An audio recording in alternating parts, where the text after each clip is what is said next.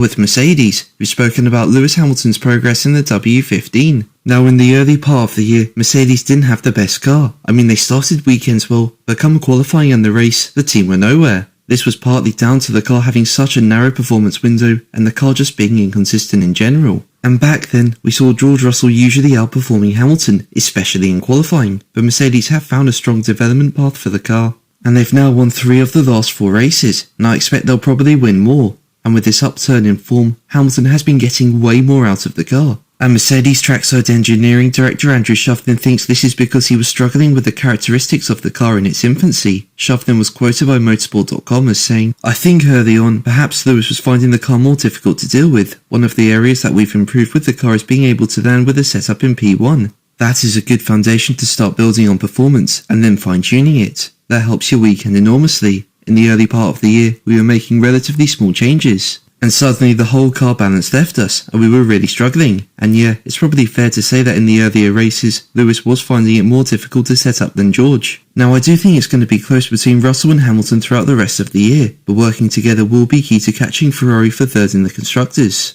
That's what they've been doing throughout this year to try and get to this position, with Shovlin saying, through the year, the two of them have been working together. Early on, neither of them wanted to be finishing where we were, and they were able to help each other through trying different experiments with setup and driving style. Overall, you progress as a team, and that's how a team with 2 drivers works. So yeah, things are looking up for Mercedes, but on another note, there's been more news reported regarding the driver market. Now as we know, Sauber are yet to confirm who will drive alongside Nico Hülkenberg next year and into 2026, when Audi come into the sport with the team. Now there have been big changes there, with former Ferrari boss Mattia Binotto coming in, as well as Red Bull's Jonathan Wheatley. And according to Automotor and Sport, apparently Mick Schumacher is now under consideration for the seat. While he's reportedly an outsider, Binotto knows what to expect from Schumacher, given he was a member of Ferrari's driver academy for 3 years. So yeah, it looks like Schumacher is on the radar, and while he was let go from Haas in 2022, do you think he'll get another chance? Let me know in the comments below.